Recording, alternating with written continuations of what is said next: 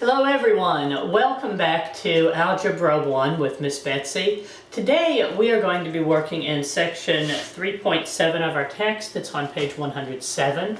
We're going to be working with using formulas. Our text is Algebra 1 for Christian schools, second edition, but you can gain information and ability to work with formulas regardless of what text you're using. So let's pray, we'll do a lame joke and go ahead and get started and see what these formulas are going to be all about. So Father, I thank you that you love us. I thank you for continuing to send us rain over these last couple of days. I ask that you would continue to send your rain so that there would be a break in the drought that we've had and that our reservoirs would fill. Father, I thank you that you love us. I thank you that you give us the opportunity and the ability to study and to learn a little bit more every day about the world that you have created around us. Help us to be diligent in our studies and to glorify you in all that we do. And I pray in the name of Jesus, amen. Okay, there's all these stories. Why did the chicken cross the road? Well, why did the T-Rex cross the road? Assuming, of course, that there were roads. So why did the Tyrannosaurus Rex cross the road? Well, he crossed the road so he could eat all of the chickens that had been crossing the road. So we are on page 307 in our text. It's entitled Using, we're not on page 307, we're in section 3.7, page 107.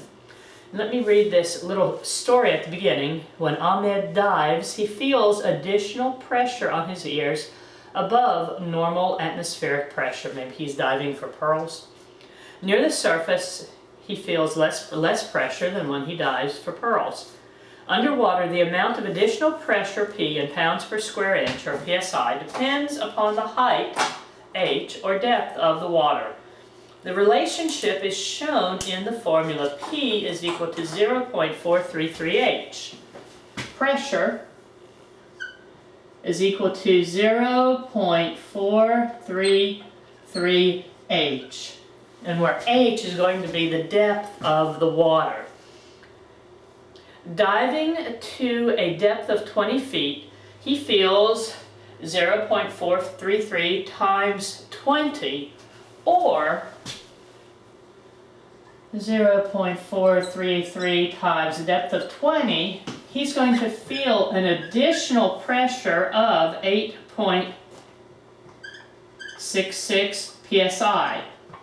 PSI means pounds per square inch. And where else might you see PSI that you would have an occasion to be involved with every day? Well, the tire pressure on your automobile, on your truck, on your bicycle, all of that is measured in pounds per square inch. So this is the air pressure, it's the pressure of the air that you're feeling. So if he's going to dive 20 feet down, that's how much pressure he feels. If he dives only to a depth of 3 feet, he feels just a significantly less amount of pressure. That would be 0.433 times 3 feet, and that would be the pressure of 1.299 psi. Now I want you to make sure that you remember this this formula right here. This is how you calculate additional pressure, because problem number 1 in your homework is going to ask you to calculate something about additional pressure without reminding you that they've already given you that equation. That's not an equation that most of us just automatically retain within us. I use it so infrequently that I completely forgot what the pressure equation is. Okay? Now, or pressure formula. We have a definition now for a formula. A formula is an equation that expresses the relationship between related quantities. Here's an example of an algebraic equation. X is equal to 7y plus 12. This is an equation. It contains variables. It's an equation because it has an equal sign in it. This, however, is a formula, and the difference between a formula and between an equation is that it's saying, okay, if we want to find out something, it's related to the depth and to this constant here in a certain specific way. So a formula is similar to just a straight algebraic equation, but these have particular specific meanings. The variables here would be pressure and depth, as opposed to just some randomly assigned value for x and for y. Okay, so that's a difference between what a formula and an equation is.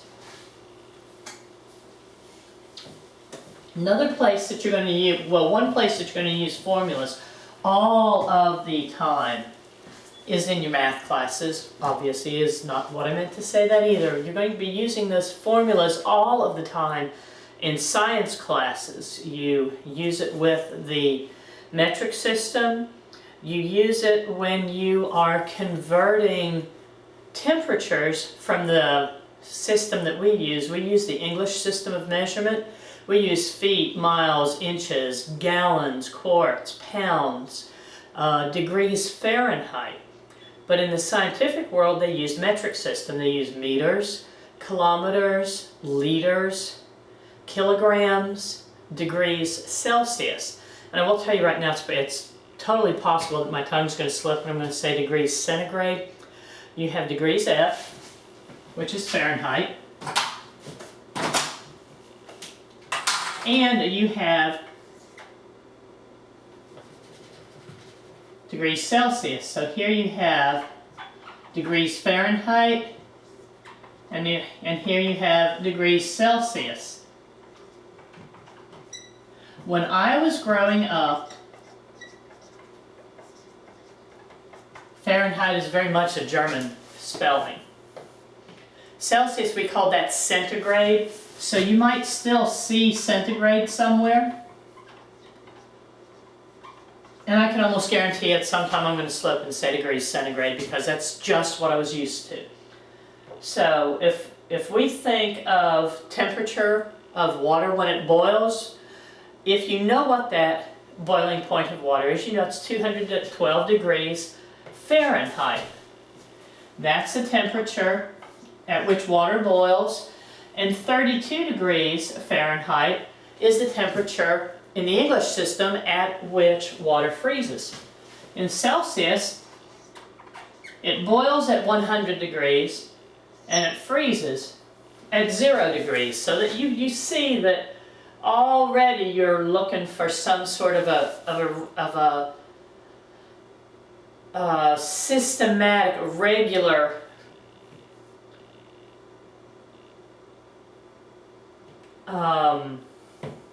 regular units of measure. Here we go from 32 to 212 degrees. There are 3 feet in a yard. There are 1,760 yards in a mile. There are 4 cups in a quart, 4 quarts in a gallon. But then you have 16 ounces in a pound. There's no multiplier that's regular. We go from here from 0 to 100. That's multiplied by a power of 10. It's multiplied by 100. When you move within the metric system from liters to milliliters, or from millimeters to centimeters to meters to kilometers, there's always going to be a multiplier in here that is, you're either going to multiply by 10 or 100 or 1,000 or 10,000. So what I'm sort of stumbling all around right now saying is that metric system has a very regular relationship between numbers. English system has a very irregular relationship where you have to memorize all of the relationships together. I just finished teaching yesterday or a couple of days ago. There was a section that I did for the pre-algebra class on units, on converting units within the metric system. I think that was section 3.6 in pre-algebra. If you're not familiar with the metric system, you might want to go ahead and look at that. But anyway, I've gone way far afield on that. All that good material, but not directly related to formulas. But a formula that you would use would be to convert the temperature that we're used to using here in America in degrees Fahrenheit into degrees Celsius.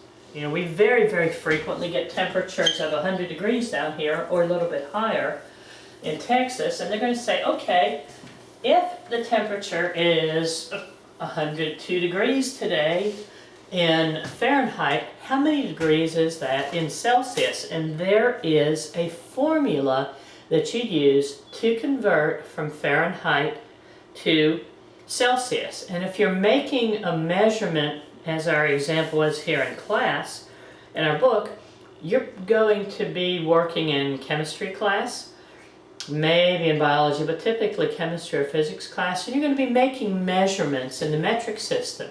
And you're going to put your thermometer in your beaker of water, or in your beaker of a solution of a solvent and some sort of a reagent, a solvent and a solute, and you're going to say, okay, this is 27.3 degrees Celsius. How many degrees is that in Fahrenheit? So this is the formula that you have. Degrees Fahrenheit is equal to 9/5 C plus 32 degrees.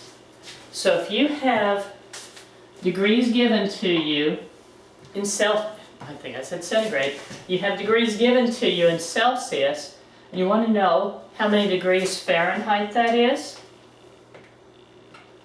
Degrees Fahrenheit, degrees Celsius, 32 degrees.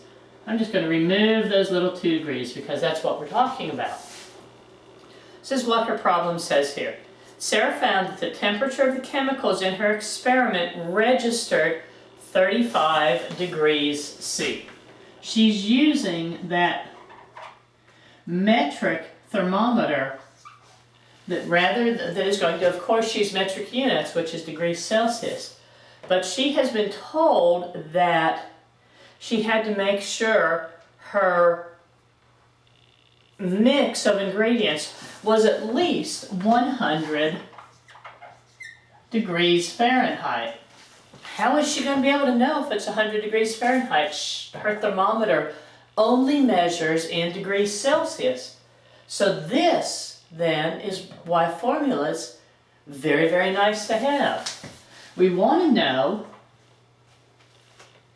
how many degrees Fahrenheit 35 degrees Celsius is. We simply use our formula. Fahrenheit is equal to 9/5 times 35 plus 32. I wrote this strangely here just to emphasize the fact that you can write this as a fraction. We're calculating how many degrees Fahrenheit we have. We have a factor of 5 in common here. 5 times 7 is 35. 9 times 7 nines are 63 plus 32. So what you see is that the temperature of her chemical mixture right here, 35 degrees Celsius, is the same as 95 degrees Fahrenheit. So has she fulfilled the requirements of her experiment? Not yet. She knows she has to keep measuring that until that temperature gets to be just a little bit more. So she's going to keep that heat under it. Maybe it's a Bunsen burner that she's using. She's going to keep measuring it until that temperature comes up just a little bit more, because it needs to be at least 100 degrees. So this is a perfect example of what you're going to be doing in this section when you're using formulas to find a relationship between different items. Because what we have here is a relationship that exists between degrees Celsius and degrees Fahrenheit. Okay? On our next page, this says formulas are used extensively in science, business, engineering, carpentry, many other professions, and you use formulas every day. So what do you do if you're going to solve a problem that contains formulas?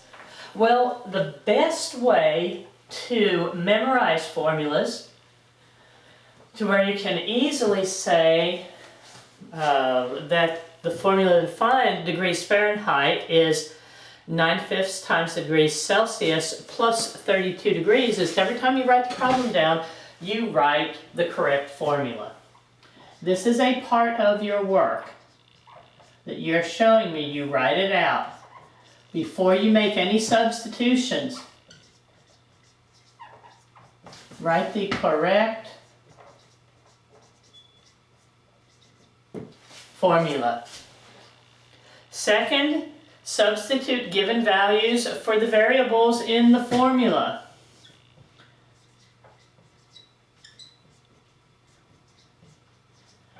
Substitute values for variables. What did we do with the equation, with the formula that we were using just now, where we had Fahrenheit is equal to 9/5 C plus 32?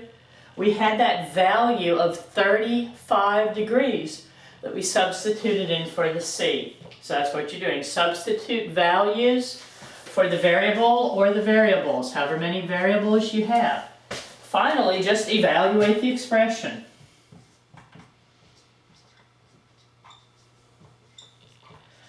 There's nothing new or mysterious or really very different at all about what you're doing in this section when you evaluate, when you use formulas. The key thing here is identifying what the correct formula is, learning the correct formula, and making sure that you do your substitution properly. Now they go on and tell you that formulas are mathematical sentences. It's like just like an algebraic equation is a mathematical sentence. Now, if I'm going to make a sentence, is this a sentence?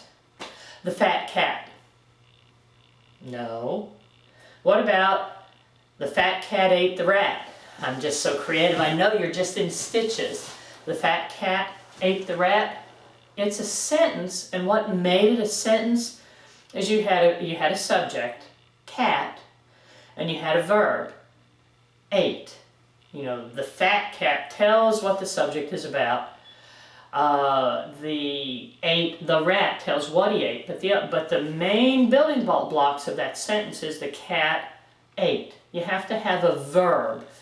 And with formulas, you have to have a verb. The common one here is. For example, right here it says, can you find the verb in this algebraic sentence? This is what we would use to find the perimeter of a rectangle. How would you just read this in English? P is equal to 2L plus 2W. P is. This right here is the verb. This is what makes it a sentence. If you have something like is, or is approximately equal to, or is less than. And they give you a list of verbs that you should know. I'm going to go ahead and write them down and talk about them. They're right here in your book. You need to realize that these are the verbs that you're translating, because we've talked a lot about translating from English into algebra. Of course, first we have this one, the equal sign. That could be is, it could be equals. 3 times x equals 12. Equals, we have a complete mathematical sentence. What about this one? You see me use that a lot in my illustrations. That one is not equal. Next one we use this a lot when we're estimating, don't we? The little squiggly water thing. What is this? Is approximately equal.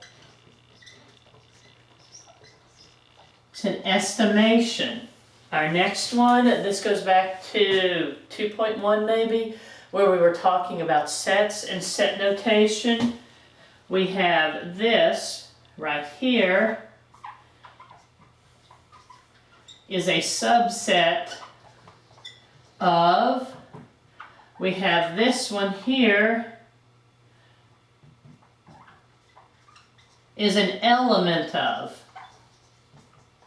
Remember, elements are the individual items that are contained within a set or a collection of objects.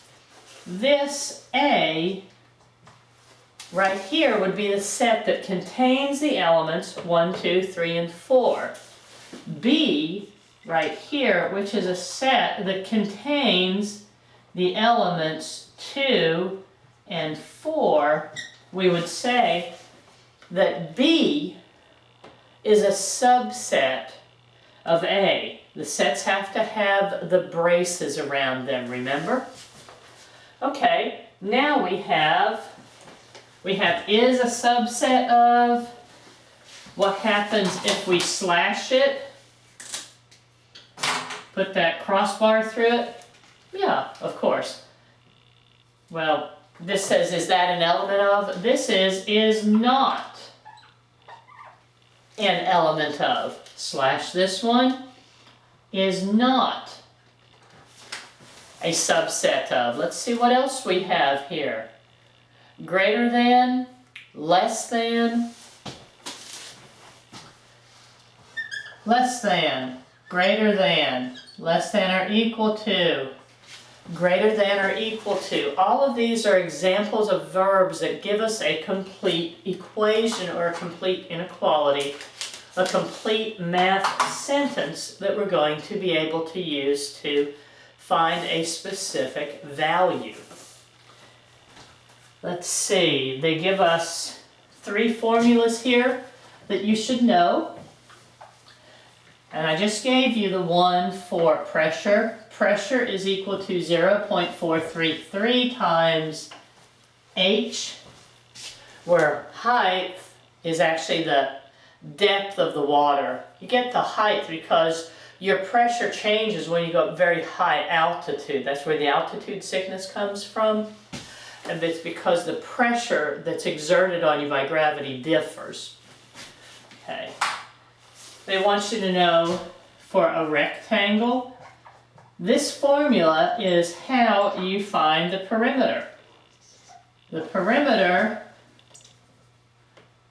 is equal to 2 times the length plus 2 times the width. And another way that you'll sometimes see that formula written, the perimeter is twice the length plus the width.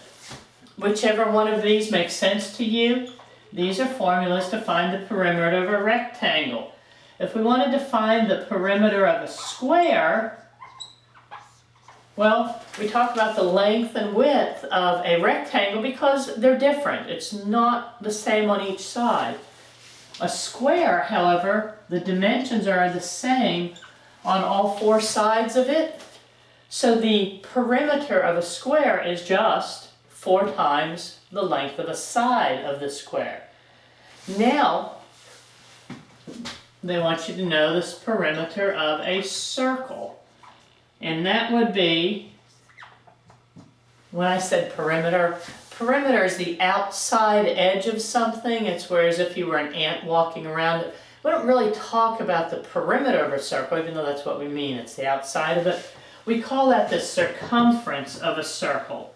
And that one is 2 times pi times the radius of the circle. No, it's not blueberry pie. Pi is a constant that we use an approximate value for of 3.14. So, I'm looking at our exercises here on page 108 and 109, and it continues on over to page 110 and page 111. And your homework is broken up into different sections, and it tells you for a lot of these what formulas you need to use. For example, problem 6, 7, and 8 tells you that the volume of a rectangular box is found with this formula. The volume is equal to length times width times height. And then it gives you several problems where it says, okay, the length is 4, the width is 2, the height is 3. what's the volume?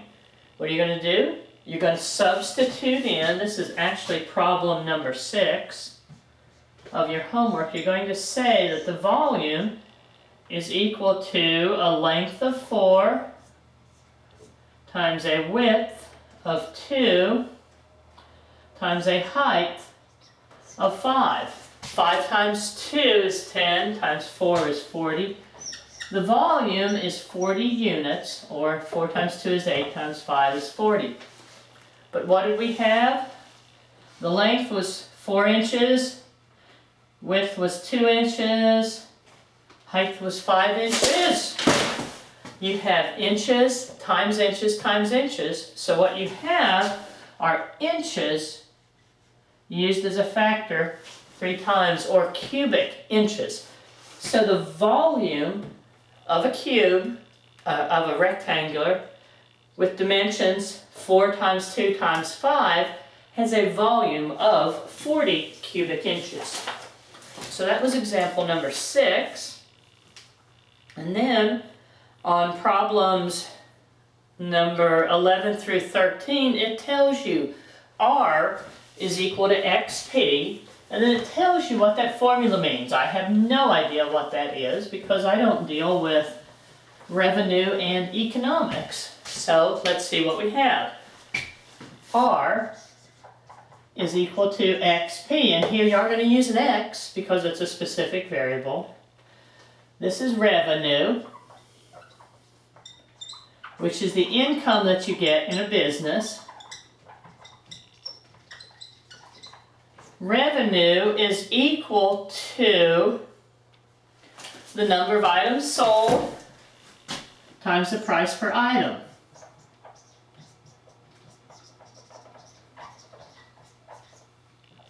Times the price per item. Now, if you just look at this formula and you're reading, you think, oh man, R equals XP, the revenue is equal to price of the item times the number of items sold, R is equal to XP. I don't have a clue what in the world they're talking about. Think back to when you had a lemonade stand, which I don't know personally anybody that ever did have a lemonade stand, except I think my kids might have tried it. Maybe you had a bake sale. How did you figure out how much money you made at the end of the bake sale? Well, if you sold 10 cookies for 25 cents each, and you sold 3 cupcakes for 50 cents each, and you sold 2 pies for $2, how much money did you get? Well, 10 times 25 cents, you got $2.50. 3 times $1.50 gives you $1.50. 2 times $2 gives you $4, 4, 5, 6, 7.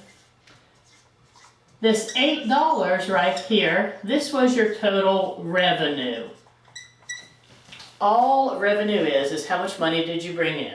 And how do you figure how much money you brought in? Well, you figure out how many items you sold, $10, 10 of them. What was the price of the item? 25 cents an item. You sold 3 cupcakes that each cost 50 cents. You sold 2 pies that each of them cost $2. So these are just examples of what you're going to be using as you use formulas to solve real-life word problems. Take your time on these and be careful to read the instructions. They're going to be giving you the vast majority of the formulas that you need to use. Pay close attention to them.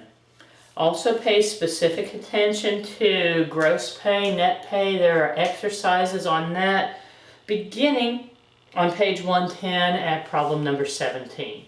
So work on these. You've got one more day to send me a text if you've got difficulty with them. Otherwise, we'll deal with them in class on Friday. And I'll see you then.